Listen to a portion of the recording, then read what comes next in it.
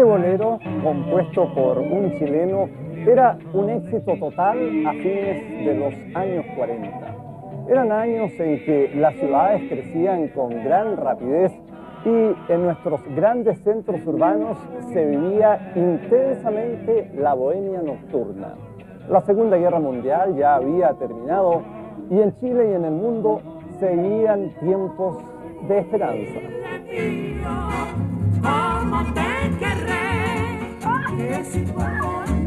En esos días, Esther Sorey estrenaba la canción Chile Lindo. Las multitudes acudían los domingos al fútbol en el Estadio Nacional y Santiago daba una emotiva bienvenida a nuestro primer cardenal, Monseñor José María Caro, quien llegó desde Roma convertido en príncipe de la Iglesia.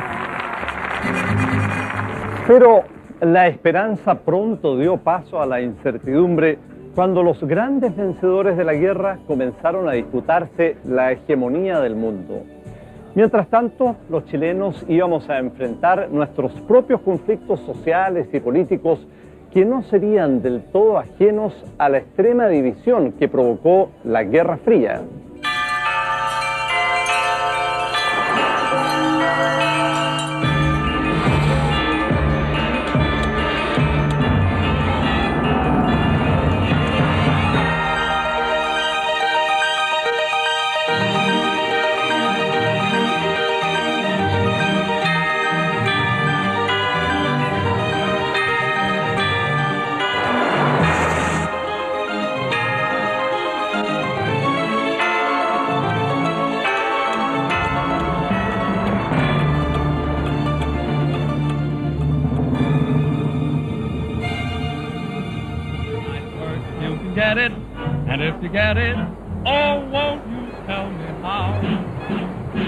Es el verano de 1946 y se inaugura en Viña del Mar uno de los hoteles que marcaría la vida social de esa ciudad, el Miramar.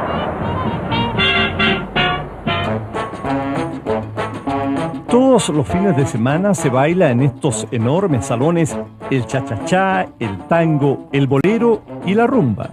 Desde el extranjero llegan las orquestas de moda como la de Javier Cugat, el rey de la rumba.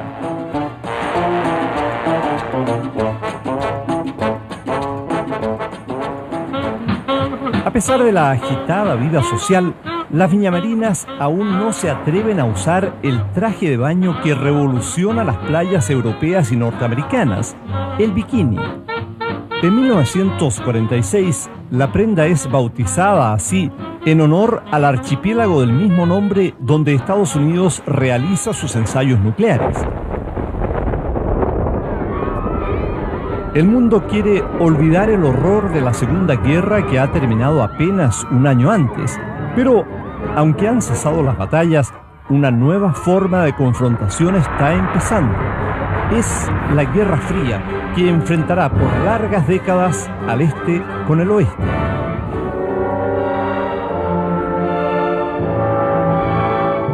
En Chile, una trágica noticia enluta al país. En junio de 1946, el presidente Juan Antonio Ríos fallece.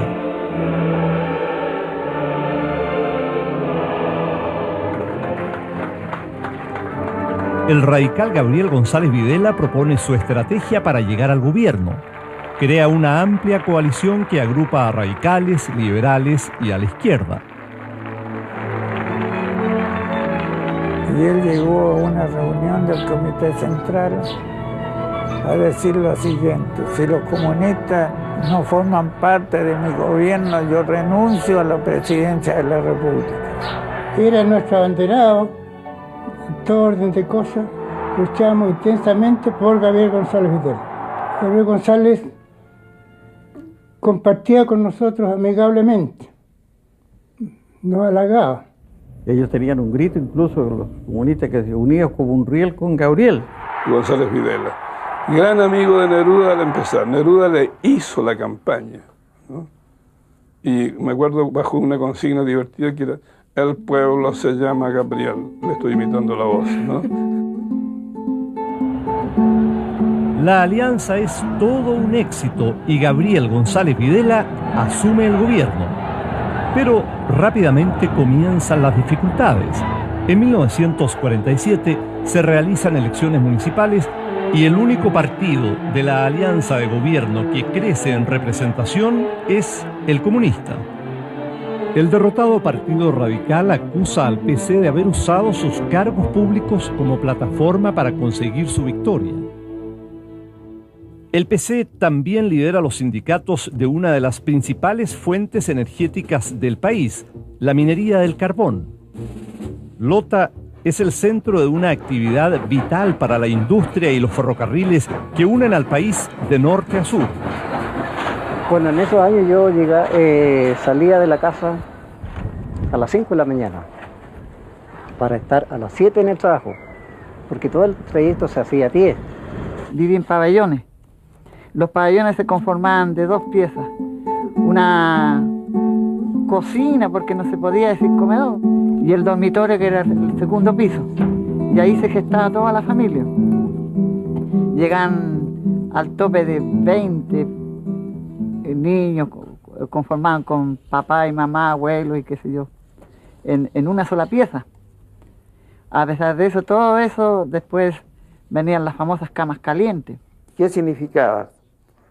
Que se levantaba el dueño de casa, supongamos, iba a trabajar, y el pensionista que tenían ahí tomaba la misma cama del dueño de casa, dormía ahí. Y así había casos en que, como eran 3 turnos, entonces aparecían 3 dueños de casa. Las fricciones entre González Videla y sus aliados comunistas no son un secreto. Es octubre de 1947 y los sindicatos de Lota, Coronel y Curanilahue se votan en huelga. El gobierno ofrece un aumento en los sueldos y las asignaciones familiares. Y no se aceptó aquí el porcentaje que entregaba. Entonces ahí se declaró. Se dijo, sigamos, vamos a la huelga entonces. El gobierno de Gabriel González Videla toma medidas drásticas y envía al ejército a controlar la situación. Los militares tampoco no eran muy modernos como hoy día. Llegaron con burros, caballos, que se iba tirando todos sus armamentos. Que hubo que reanudar la faena nomás y los que se negaban eran tomados detenidos. Bueno, ahí estaban todos los trabajadores. Y llegó el presidente rodeado de militares. Entonces él, fíjese que tuvo la osadía de desafiar a los mineros, que fuera un minero valiente y se subiera a proceder a pelear con él. Imagínese, y podría ir David ante Goliat. El obrero chileno está engañado y está sirviendo a una potencia extranjera. Por lo tanto, los comunistas que sirven esos intereses serán combatidos por traidores a la patria. A estos comunistas no les doy ni les pido cuartel. Gabriel González Videla. La declaración de guerra de Gabriel González a los comunistas no es un hecho aislado. Se ha corrido una cortina de hierro a través del continente. Varsovia, Berlín, Praga, Budapest. Todas esas ciudades famosas y sus poblaciones están en lo que yo llamo esfera soviética. Winston Churchill.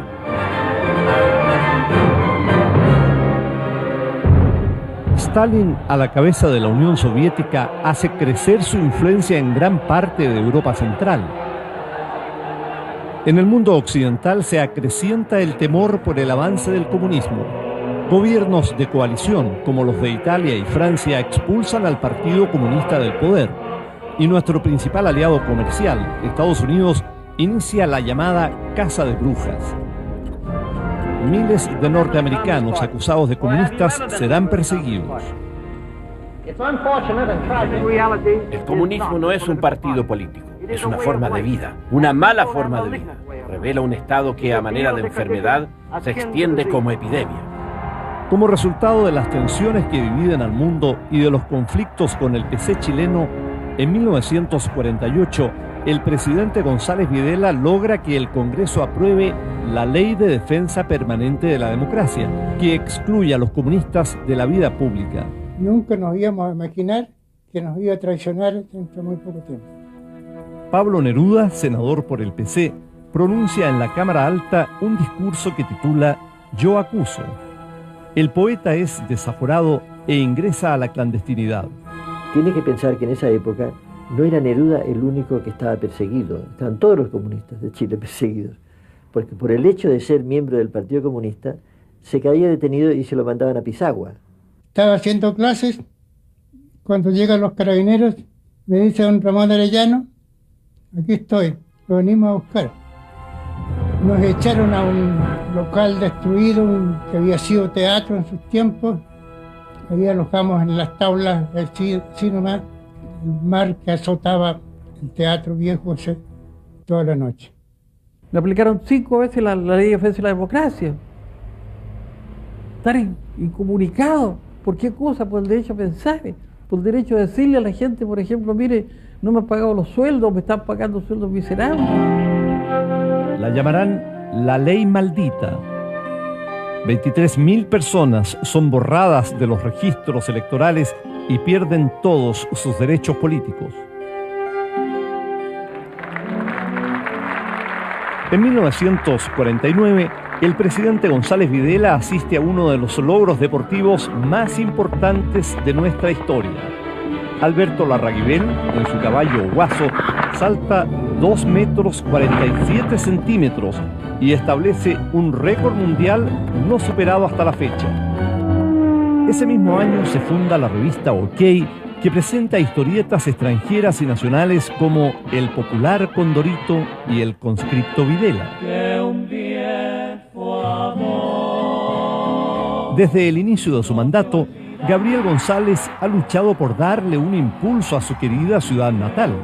Es el llamado Plan Serena. Toda la provincia de Coquimbo se convierte en un polo de desarrollo. Se inicia la carretera Panamericana Norte, se construyen embalses y La Serena se transforma.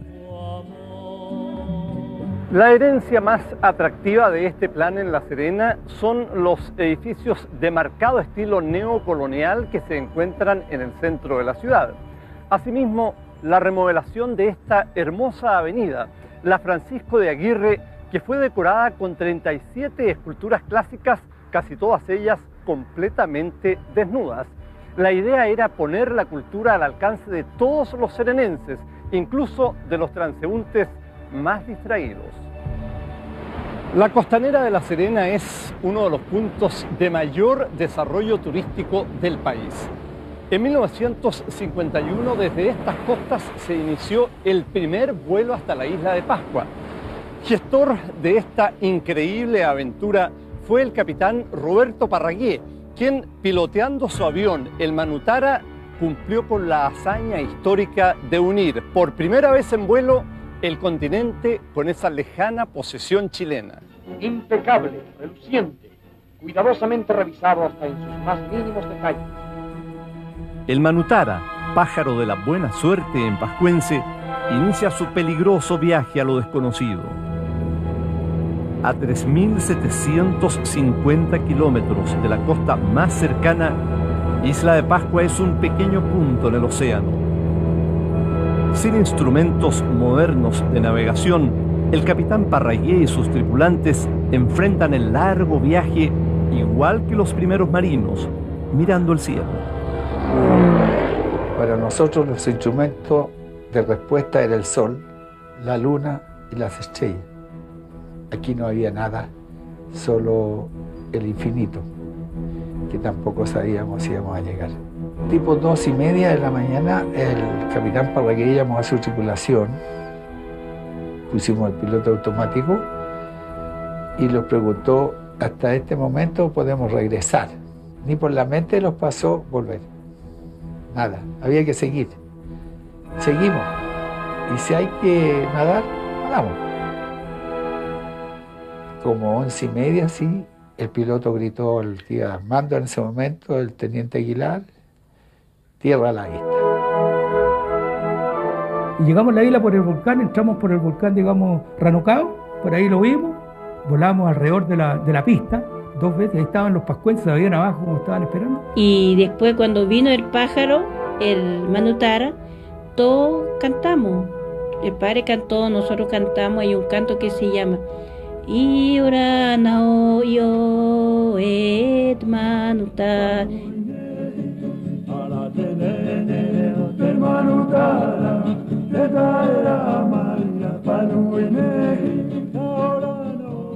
En Manutara nosotros no conocíamos nada de tanto ruido, porque Rapa Nui es la única música que tenemos, el viento, el mar, el viento y el mar. La belleza del lugar contrasta con las condiciones de vida de los pascuenses. Los isleños han sido maltratados por compañías extranjeras que habían convertido la isla en hacienda ovejera y son víctimas de una de las enfermedades más crueles de la historia, la lepra. Sebastián Engler, el gran antropólogo y sacerdote, recibe a los viajeros.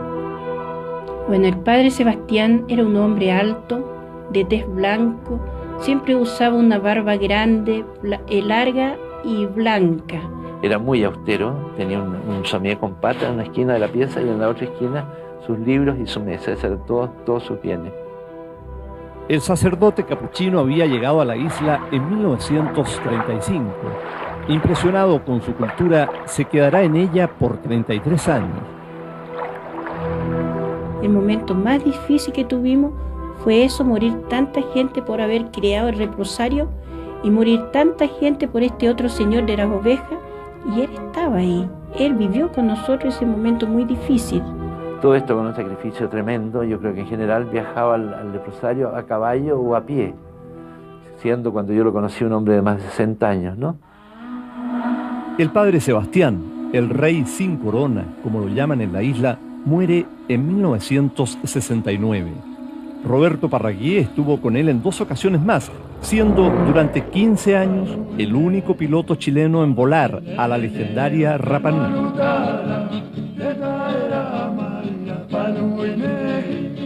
Y Toro Rapa Nui está muy agradecida por el señor Parragué, porque por él abrió el primer paso a Rapa Nui. Yo creo que nadie hubiera atrevido a llevar un manutar a Rapa Nui.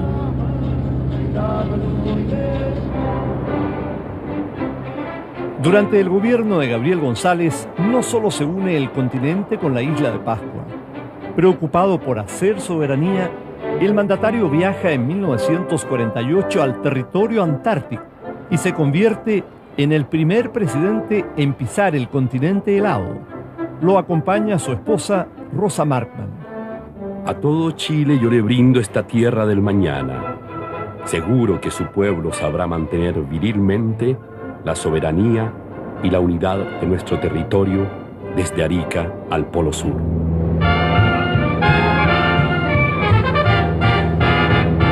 Como un claro apoyo a la nueva opción anticomunista de González Videla, el presidente de los Estados Unidos, Harry Truman, lo invita a su país enviándole su avión privado.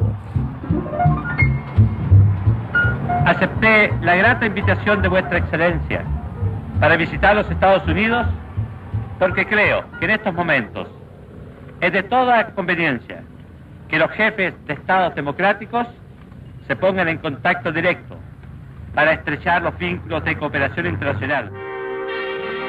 En el Hotel Waldorf Astoria de Nueva York, nuestra primera dama recibe de parte del Comité Internacional de Madres de Norteamérica el título de Madre del Mundo. Pero ni el glamoroso viaje de la pareja presidencial será capaz de impedir que el Partido Radical sucumba en las siguientes elecciones presidenciales cuando resurja la figura de Carlos Ibáñez del Campo.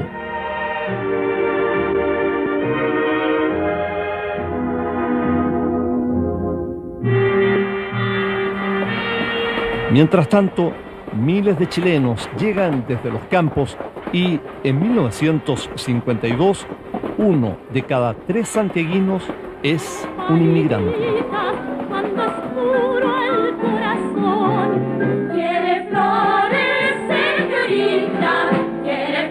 En plena Alameda, en una plazoleta ubicada junto a la iglesia de San Francisco, se encontraba la Pérgola de las Flores de Santiago. Fue hasta este lugar a donde la Carmela, ese entrañable personaje creado por Francisco Flores del Campo e Isidora Aguirre, llegó desde San Rosendo a vivir a la ciudad. Yo vengo de San Rosendo a vivir a la ciudad. Allá la vida es bien sana, pero nunca pasa nada. Yo vengo de San Rosendo a vivir a la ciudad. Recuerdo que nos vinimos en el Curao, que se llama el tren ese que demoraba 2 días en llegar acá. Y así que nos vinimos acá a Santiago para poder a ver si podíamos salir adelante en mejores condiciones. Allá se echó a perder la pega, y aquí en Santiago yo tenía 3 más, y me mandaron a buscar. La provisión que traíamos era un par de fresadas y medio saco de manzana silvestre que encontramos en el camino. Cargados de ilusiones, los viajeros llegan a una ciudad que los deslumbra, pero también los llena de nostalgia.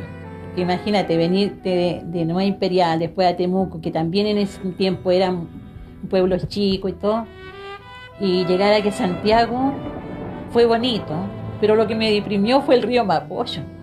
Bajamos del tren y había plazuela y bien bonito ahí en Estación Central, pues había asientos, había árboles y había una señora y al tiro la conoce uno que viene del sur. Pues. Ay, si vienen del sur, mijita, sí, quiere trabajar, claro.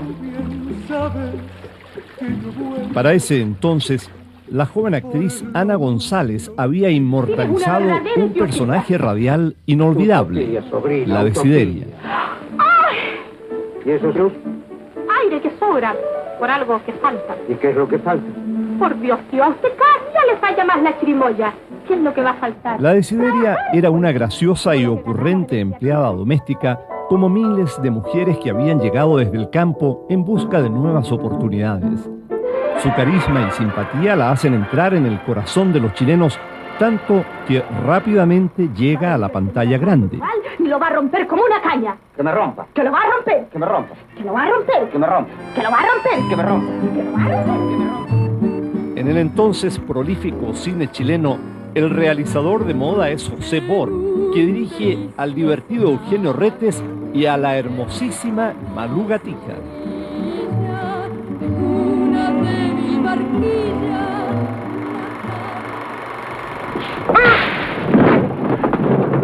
En pleno esplendor, Hollywood produce 2 films inolvidables, el western A la hora señalada y la comedia musical Cantando bajo la lluvia.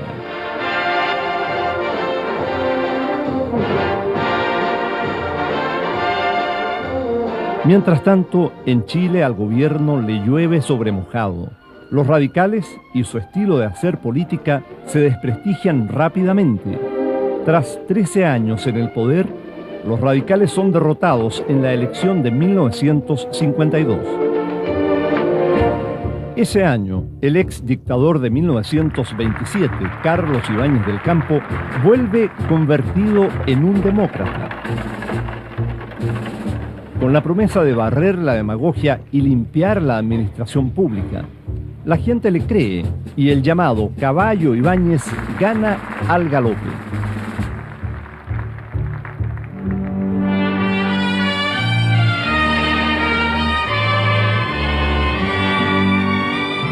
Por primera vez, las mujeres han votado en una elección presidencial. Aunque solo la mitad ejerce su derecho a sufragar, su participación hace crecer en un 50% el número de votantes. Por el resto del siglo, el voto femenino será determinante.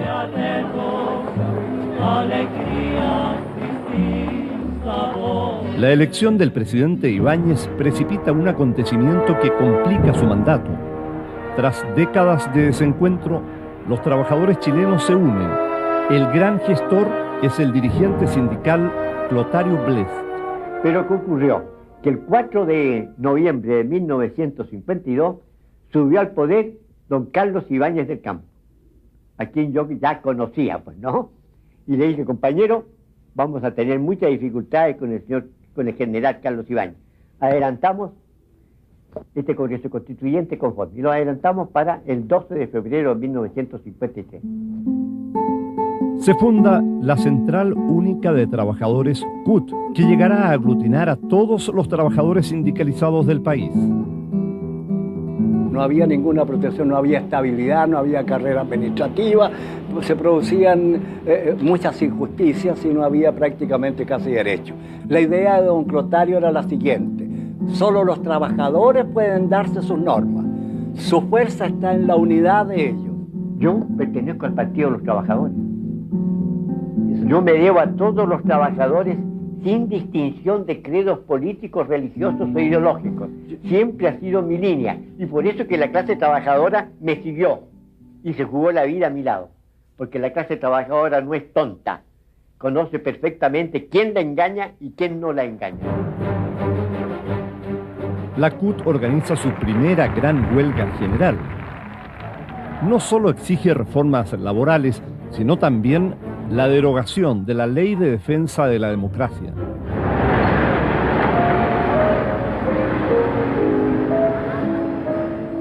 La ciudad ofrece luces y sombras.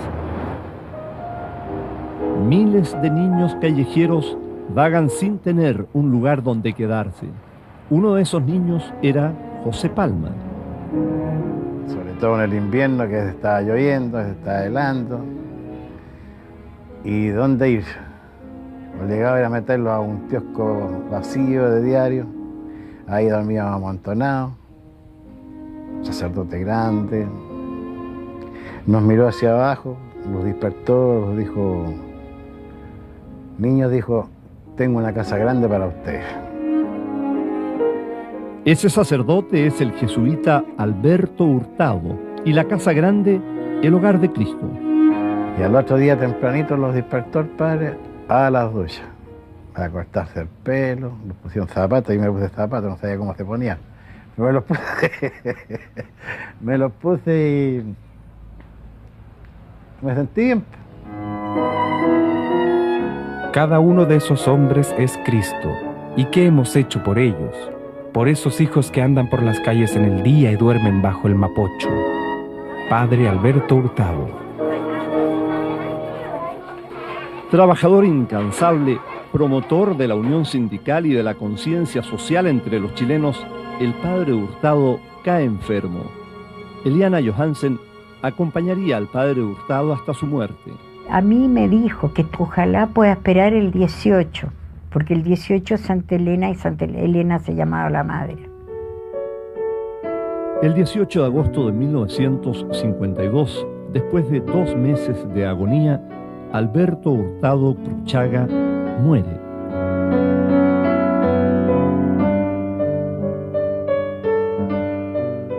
La noche de anoche, revelación maravillosa que me hace comprender que yo he vivido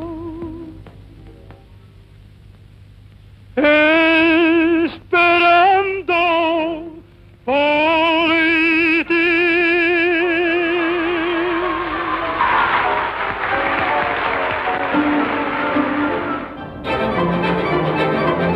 Los santiaguinos también se asombran con la llegada de 69 buses japoneses enormes en comparación con las tradicionales micros de la época.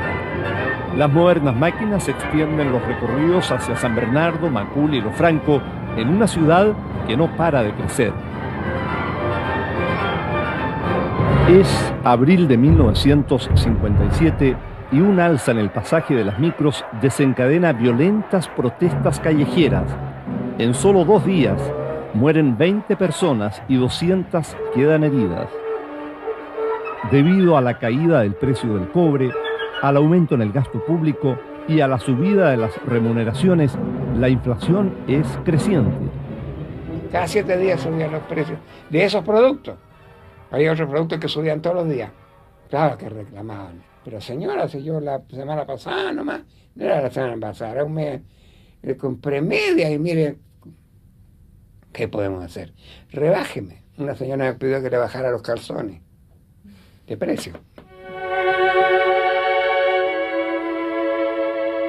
Entretanto, 500.000 de pobladores viven en la periferia de Santiago, muchos de ellos en miserables poblaciones callampas, llamadas así por la facilidad con que se multiplican. Uno de los lugares más pobres de la capital es el Zanjón de la Aguada, donde viven 35.000 personas. Se incendió una parte ahí, casi la mitad de la población. Así que los que estaban en los ríos tienen que arrancar.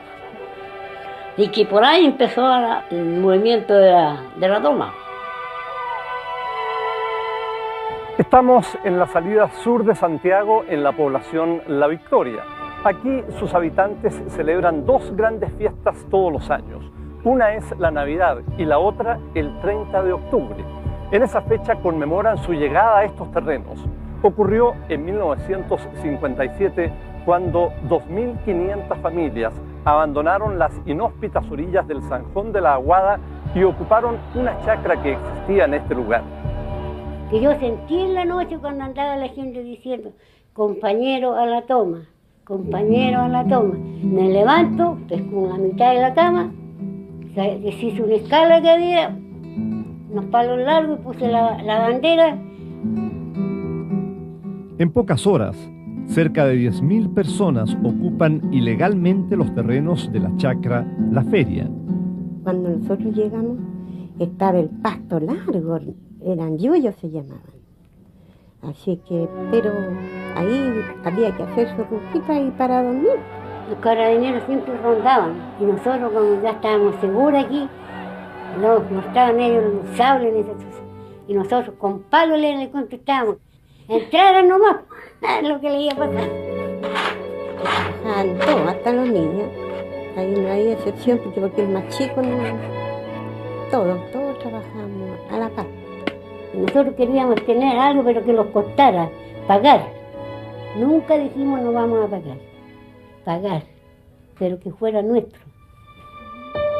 Con sus escasas pertenencias y unos cuantos materiales, estos hombres y mujeres comienzan a levantar sus casas, demostrando su determinación inquebrantable de quedarse en la chacra. Y ya estamos con esa esperanza de que íbamos a quedar aquí y íbamos a tener algo. 10 años después de la toma, la Corporación de la Vivienda había entregado 3.178 títulos de dominio a los pobladores de La Victoria.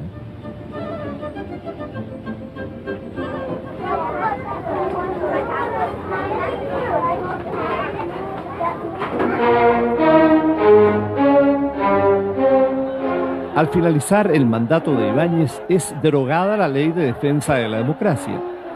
Además, por iniciativa del presidente, es aprobada una reforma que introduce la cédula electoral única, lo que dio un duro golpe al fraude electoral.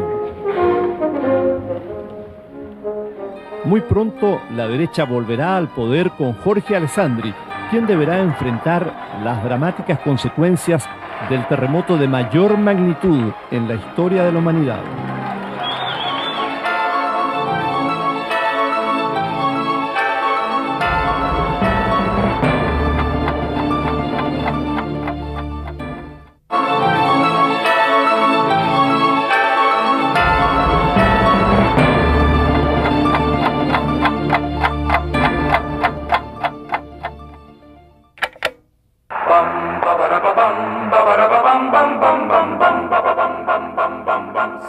En los años 50, miles de fanáticos auditores siguen el gran radioteatro de la historia que presenta Adiós al séptimo de línea, una dramatización de la Guerra del Pacífico escrita por Jorge Inostroza. Y en la mañana, a las 10 de la mañana más o menos, se sentaba frente a la máquina y no me molesta, cerraba la puerta y se lanzaba a escribir sin mirar nada, oye, y escribía, oye, pero como un obseso. Así terminaba su libreta ya cuando llevaba unas 10 páginas o 12, entonces ya sabía que tenía que terminar y ponía el suspenso. Escribiendo a toda máquina, Inostroza termina los libretos a veces segundos antes de que los actores los interpreten al aire frente a un solo micrófono. Tenían todos los actores, 8 o 10 personas rodeando esto, algunas poniendo un pisito para poder mirar su parlamento, a veces se equivocaban y leían el parlamento de otro. Bueno, pero al mismo tiempo alguien se encargaba de los sonidos. Entonces había uno experto en hacer el galope de los caballos que golpeaba, cómo se alejaba. Había otro que tenía unas piedras y marcaba los pasos de un coche en un camino empedrado. La mañana derramaba sobre la una cascada de sol y luz. Esos eran otros tiempos, días en que la familia completa se reunía en torno a la radio para seguir un nuevo episodio de su programa favorito. Otro radioteatro que hizo época y se mantuvo en el aire por años fue La Familia Chilena. Día por medio, a las 9:15 de la noche, miles de auditores lo sintonizan. La familia chilena fue otra cosa. La familia chilena era con personajes que ironizaban la vida política chilena. Los personajes típicos chilenos. El que siempre anda tratando de conseguir una pensión y lo tramitan y no logra conseguir. El que anda consiguiéndose un puesto público. El que ya tiene el puesto público y anda preocupado del ascenso o preocupado también que lo puedan despedir o hacer un sumario. Señora Hortensia, no le oigo. Pero Gervasio, por Dios, ¿cuándo oye usted? Le digo que ahora no solamente nos dedicaremos a la radio, sino que también al periodismo, el paludismo. Luis Hernández Parker, el ágil y calificado periodista chileno, se referirá al interesante foro presidencial que organizó para ser transmitido por radio. En 1958, Radio Minería realiza el primer foro político de la radiotelefonía chilena. Falta poco para la elección presidencial y el conocido periodista Luis Hernández Parker reúne a los candidatos Luis Bozay, Salvador Allende y Eduardo Frei Montalva. Sin embargo, hay un importante candidato ausente, el independiente de derecha Jorge Alessandri, hijo del legendario León de Tarapacá. Entrada la noche terminan las transmisiones, pero la gente de radio no duerme. Es la época romántica de la mítica bohemia santiaguina. Nos íbamos a este que estaba abierto día y noche, ¿cómo se llamaba? El Bosco. El Bosco no tenía horario porque estaba siempre abierto. Parece que no lo cerraban a ninguna hora. Claro, yo creo que ha sido la época más hermosa de la bohemia en Santiago. Ahí se arreglaba el país, se arreglaba el mundo prácticamente conversando. Se hablaba mucho de literatura, de pintura, de arte en general. Y ahí se juntaban poetas, escritores, actores, periodistas, etcétera, etcétera, etcétera. Y políticos. Y ahí comenzó Salvador a actuar políticamente ante la masa. Y entonces se presentaba con zapatos de gamuza, camisas de seda, y era pijes, era con corbatas italianas, era elegante, era hablándole a la masa. Salvador Allende es entonces el líder indiscutido de la izquierda. Esta es su segunda candidatura presidencial y aspira seriamente a derrotar al candidato de derecha Jorge Alessandri. Pero en las elecciones del 4 de septiembre de 1958, Alessandri logra imponerse por escasos 34.000 votos al abanderado de la izquierda. Jorge Alessandri Rodríguez se convierte así en el primer presidente de derecha elegido en 26 años. Don Jorge tenía una relación odio-amor con la política muy grande. Toda su vida política se centró en la idea de eliminar la demagogia y la politiquería de la vida nacional. Era un hombre un gran polemista y le gustaba la polémica. O sea, enfrentaba a cualquier persona en cualquier nivel y con argumentos muy severos. Ingeniero, presidente de La Papelera, dirigente de la SOFOFA, ministro de Hacienda de González Videla. Sí, siempre con bufanda se tapaba hasta aquí, hasta la nariz.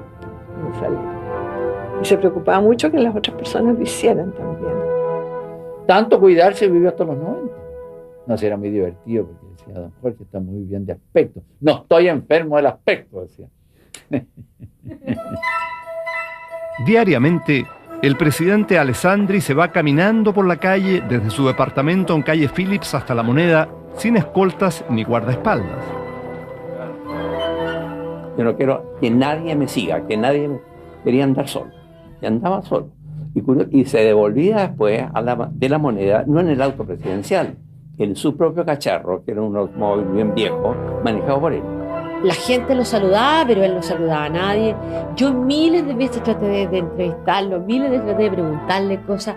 Lo seguía. Él jamás me miró, jamás me contestó. Pero sí tengo claro que él me miraba a las piernas.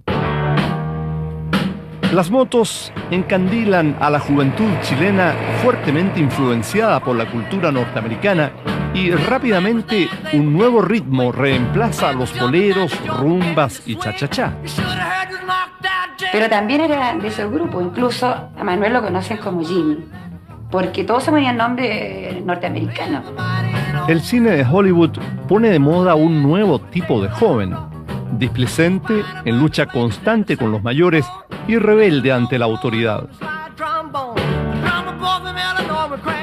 El sumo de la choreza en ese tiempo, tener una motoneta y una casaca de cuero. Mi compadre aquí andaba con Montgomery porque era mega especial. James Dean, con solo 3 películas, Rebelde sin causa, Al este del paraíso y Gigante, se convierte en ídolo juvenil. James Dean en esta película Rebelde sin causa sale con una casaca de cuero roja. Y Viña del Mar fue como el foco del encuentro, donde tú mirabas y verdaderamente veías casacas rojas de cuero por todas partes. A veces me fueron a buscar en moto, lo cual no le gustaba mucho a mis papás.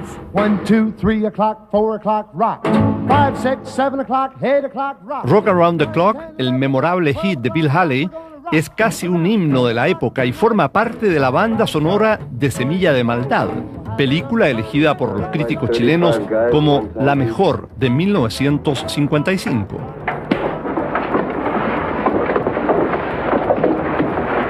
Head off, boy, before I knock it off. Para los papás fue, mucho más difícil que para nosotros. Yo creo que fue un destape de la juventud, fue un cambio total a la forma de entretenerse, la forma de relacionarse con los padres. Pero la verdadera revolución del rock and roll se produce cuando llegan a Chile las movidas canciones de un ex camionero que escandaliza con sus audaces contorsiones. Es Elvis Presley. Me encantaba, me gustaba cómo se movía y yo trataba de moverme igual. Y así aprendí. Mientras el mundo baila frenéticamente rock and roll, Neruda ha publicado los versos del Capitán y Manuel Rojas, hijo de ladrón. Y Marlene Arens gana la medalla de plata en las Olimpiadas de Melbourne. Las grandes potencias han trasladado sus disputas al espacio. Los soviéticos ponen en órbita el primer satélite artificial, el Sputnik. Es 1957. Nadie alcanza a reponerse del asombro cuando ya está en el espacio el Sputnik 2 y la primera tripulante de la era espacial, la legendaria Perra Laica. Mientras tanto, Alessandri, decidido a pasar a la historia como un gran realizador, ha logrado unir al país desde Arica a Puerto Montt a través de la moderna y pavimentada carretera panamericana. Paralelamente, el gobierno realiza un gran esfuerzo por el fomento productivo y el ordenamiento económico. Una de sus principales metas es derrotar la inflación. En su segunda cuenta anual, el 21 de mayo de 1960, el presidente le pide a la ciudadanía austeridad. Ese mismo día, el sur de Chile es el centro de impactantes noticias. Sentimos unos ruidos fuertes, sordos, que al parecer venían de debajo de la tierra. Yo lo veía el molino que se movía hacia adelante y hacia atrás con una crujera infernal. Y mi marido se puso con las 2 manos en la puerta y se hizo el gracioso. Me dijo, mira qué lindo, estamos en alta mar. Entonces yo me recuerdo esa imagen, la tengo muy grabada, a él moviéndose, la casa moviéndose 1,5 metros para allá, 1,5 metros para acá. Y después lo impresionante fue frente a mí ver una casa de madera, así, con una señora en el umbral. gritando, llorando. Lloramos, rezamos, clamamos a Dios, porque ya se sabe que en un peligro hasta ahí, aunque el más duro que sea, pero de Dios se acuerda.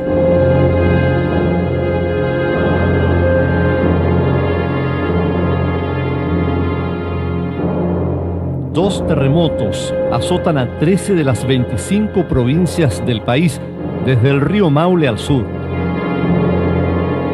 El primero tiene su epicentro en Concepción, el segundo, lejos el más violento, en la ciudad de Valdivia, donde alcanza una magnitud de 9,5 grados en la escala de Richter. Pero ese 22 de mayo, la asustada población no imagina que una nueva y terrible amenaza se cierne sobre las ruinas de Valdivia. Vi el mar. Que el mar se veía una ola. Cuando comenzó la voz de alarma de que se venía el mar. Entonces grité, tenemos maremoto. Teníamos que arrancarnos para salvarnos. Y la gritera, la gente, todos para ir arriba al cerro.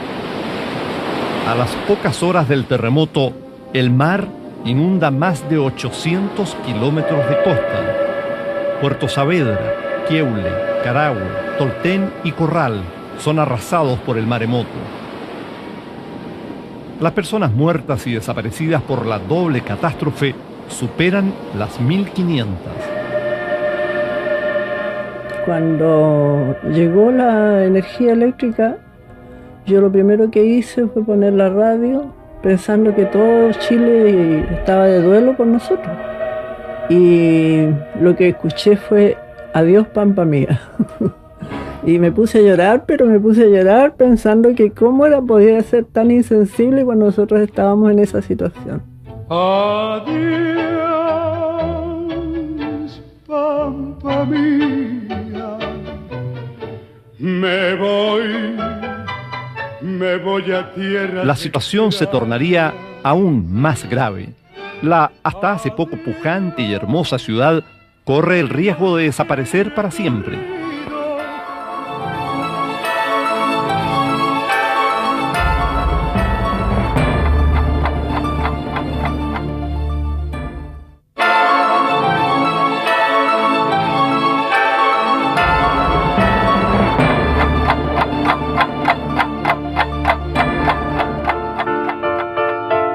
Estamos en el lago Riñihue, escenario de una de las más grandes hazañas del hombre en su lucha por dominar la naturaleza. Este lago evacúa sus aguas en el río San Pedro, que a su vez atraviesa a gran velocidad un profundo cañón rodeado por cerros. Los movimientos telúricos que habían afectado a la zona produjeron la caída de material desde esos cerros al río, formando 3 grandes tacos que frenaron el desagüe del lago Riñihue. Todos los días iba subiendo, subía 1 metro más o menos diario, llegó a 26 metros sobre el nivel normal. Las gigantescas represas hicieron que el nivel de las aguas de este lago subiera 3 metros cada día. Un inmenso alud de lodo, agua y barro bajaría entonces a lo largo del río, sepultando todos los poblados existentes a su paso, incluida la ciudad de Valdivia.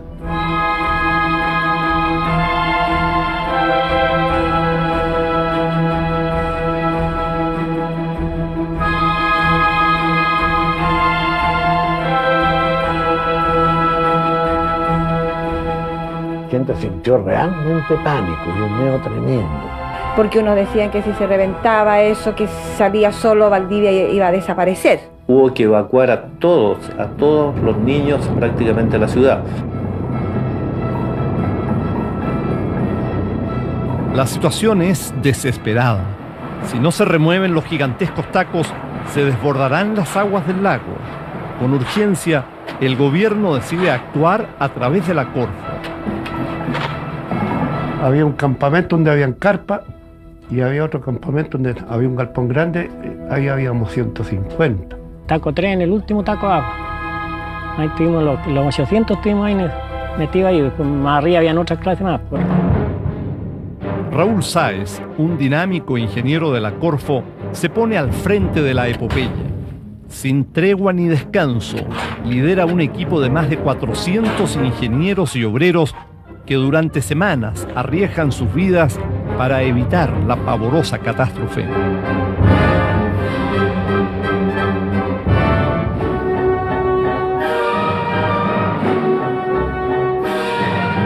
La gente trabajaba día y noche, había un turno de día y de noche. Realmente era un trabajo, pero de titanes. En vez de estábamos nosotros trabajando, de repente venía un temblor y los metíamos nosotros en el barro.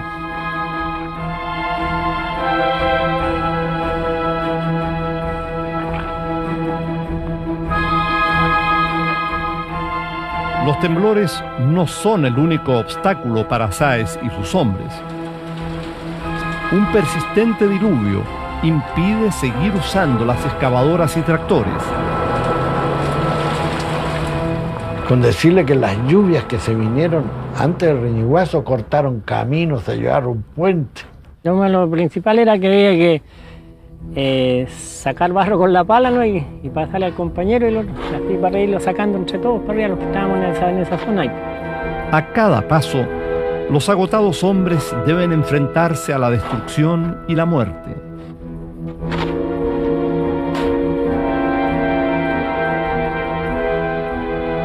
Puro barro era puro barro. No había donde que no había barro, sí. Lo que encontrábamos siempre eran animales muertos, gente. Y, ¿gente? Sí, pues gente pues, que los pilló el rodado. En la angustiosa carrera contra el tiempo, todo parece perdido cuando las aguas del Riñihue están a escasos metros del desborde.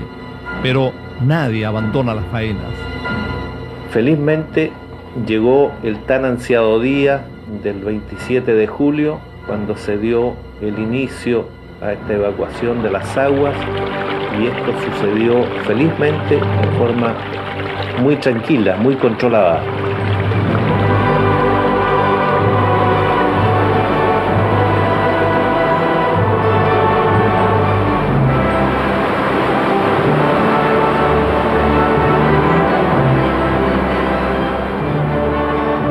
Así fue agrandando el caudal del río hasta que ya llegó, de un día para otro se sentía el tronar del agua nomás.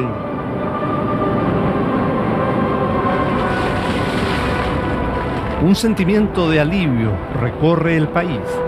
La amenaza de una inundación violenta ha quedado atrás, aunque igual los valdivianos ven cómo inevitablemente sus calles se llenan de agua.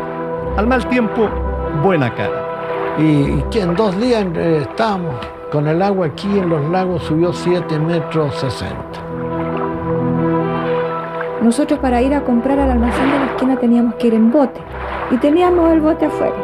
Y le decía, mamá, ¿quieres dar un paseo? Ya. Así que nos embarcábamos aquí, en la puerta de mi casa. Dábamos la vuelta por acá, por el fondo Huacho Copihue, por las Pampas, y llegábamos aquí a la casa. Y esos eran los paseos que hacíamos los días domingos cuando estaban las mareas altas.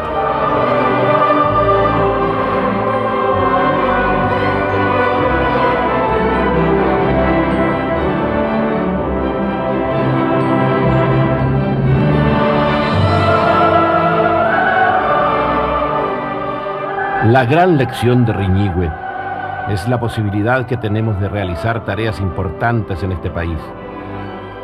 Cuando se unen los esfuerzos de muchos y olvidando que son separados, se juntan como verdaderos camaradas en bien de la colectividad.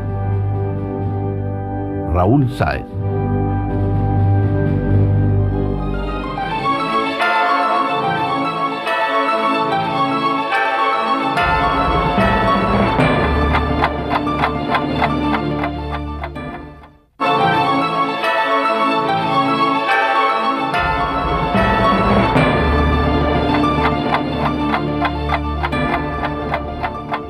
Después de 64 días de lucha, la Operación Riñihue culminó con éxito. Esta ha sido una verdadera hazaña épica que quedó registrada en la historia nacional. Su principal consecuencia es que la ciudad de Valdivia se salvó. Hoy viven aquí 132.000 personas, muchas de ellas jóvenes estudiantes que la han convertido en un bullente centro de actividad artística y cultural.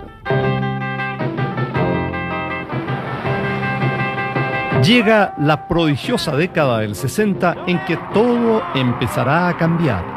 En Estados Unidos se pone a la venta la píldora anticonceptiva, mientras un joven senador del Partido Demócrata es elegido para ocupar la Casa Blanca, John Fitzgerald Kennedy. En la pequeña isla caribeña de Cuba, un líder revolucionario ya ha tomado las riendas del poder. Es Fidel Castro. Figuras polémicas como el médico argentino Ernesto Guevara, el Che Guevara, lo secundan. Ya no será la Tierra, será la sociedad completa la que se moverá en un proceso de cambios tan acelerados que marcarán profundamente toda nuestra historia contemporánea. Sin mirar, déjalos pasar, son como tú piensas, mas no lo miran. Es la gran ciudad donde muere el amor,